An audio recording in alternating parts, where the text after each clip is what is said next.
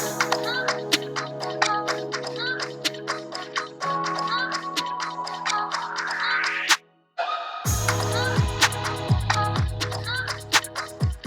going on, everyone? Welcome back to a new video. My name is of course Paul. Now, I've put this video off for months and months, hoping maybe to wait for hitting the year and then do the review, which I'm still going to do. This is just a bit of a living with and an update. What's happened with the Focus, what I've done to it, etc. If we go back to when I picked the car up, it was brand new, it had 8 miles on it. We're now on 10,100, so that's in less than a year. It's done 10,100 miles. It's been, say, probably the best car I've owned up to now. It's done exactly what I've wanted it to do. It's got Apple CarPlay. It makes silly pops and bang noises,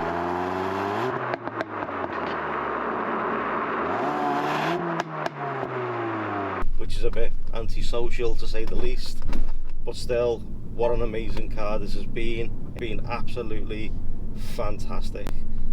I can't fault it. Basically, when I first picked up the car, fuel wasn't too bad, and it cost me roughly somewhere around maybe £50 to fill the car up. I was using Tesco Momentum 99 to fill the car.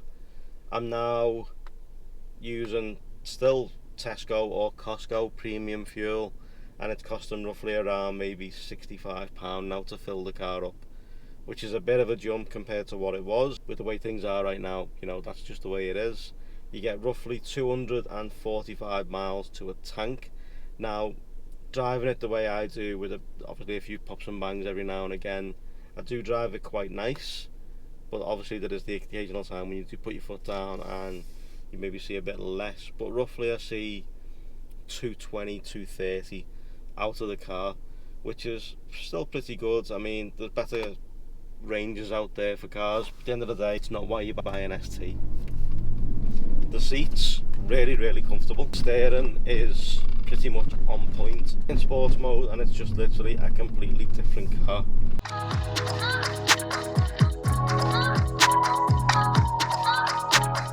So roughly around 3 weeks into owning the car, I did make some minor updates. So if we go through it, I'll save the steering wheel for last. So the vents on the door pillars, they got done in carbon fibre. It's not real carbon fibre, it is just a stick-on cover using 3M tape. You've got the side piece on the door right next to it, they got done. We've got around the climate controls, they got done. Inside the doors, all the way around, all four, you've got little carbon ST covers, that's inside the door. Then we've got around the light switch and the fog light surrounds, that's all been done in carbon fibre too. But again, as I say, it's not real carbon fibre, it is just stick over. I do wish it was real carbon fibre, but I haven't seen a company that make them just yet, so there's a lot of stick on covers. Then we've got around the hazard light switch and the vent controls, that got done too. Little tiny piece about yay big. Now it does have a mark on it, but I just left it because you can't really see it all that much. I know it's there, other people have not even noticed it. Something else we've also done is we've changed the ST badges, you know, on the front and the back to carbon fibre. So they're not actually carbon fibre, it's just a vinyl over the front of the originals. So the originals were red, I went to gloss black, and now I'm on carbon fibre. I was going to get the tempered glass screen protector for the screen, but then I was like, is there any point to it?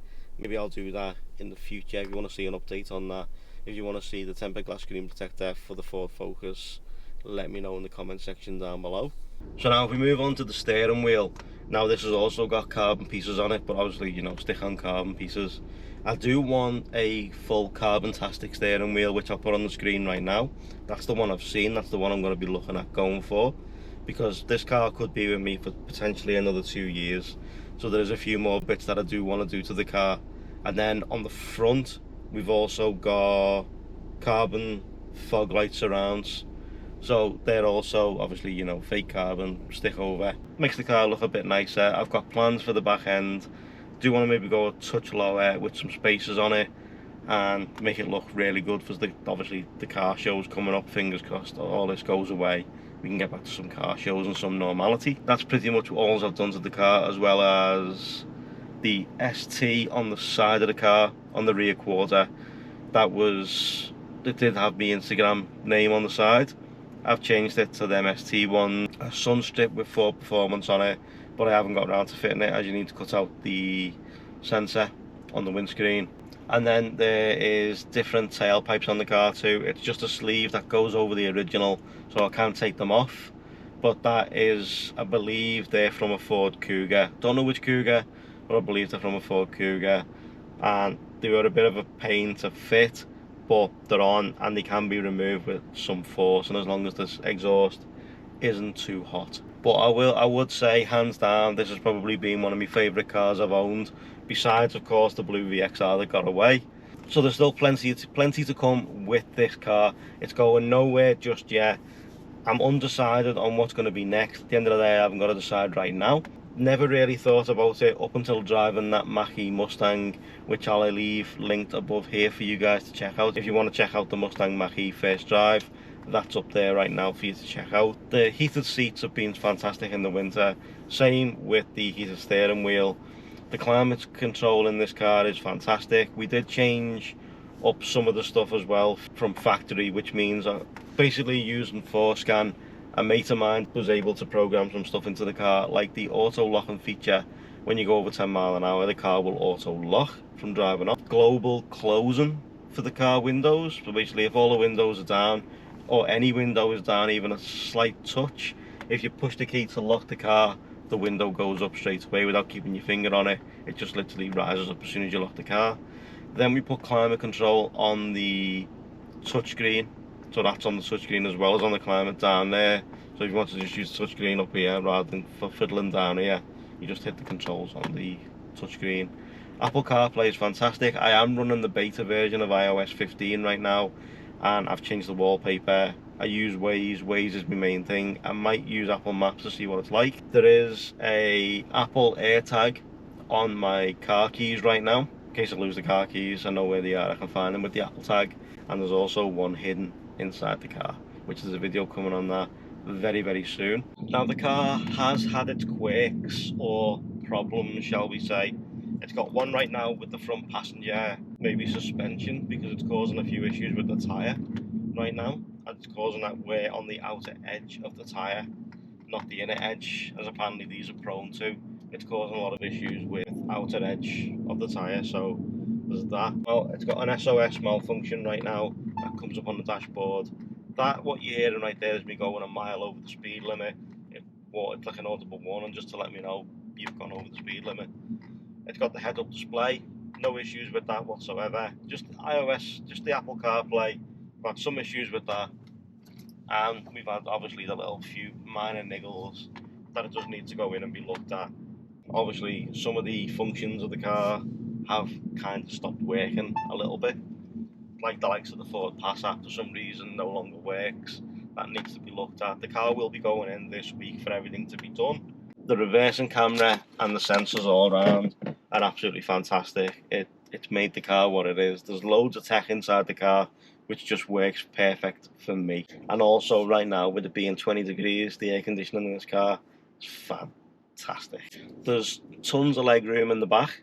I mean, like tons. I mean, I sit far back anyway. Even for someone as short as me, I do sit far back, and there's still tons of leg room behind my seat. Obviously, Baymax is in the back. The last Astra got the nickname Baymax. Well, that's why Baymax is in the back of this one, because obviously it's pretty wide, similar Baymax. So, yeah. It's been superb. I've loved every minute of it. I've got no signs of giving this car up just yet. So there's more videos to come, and let me know what you want to see with this car.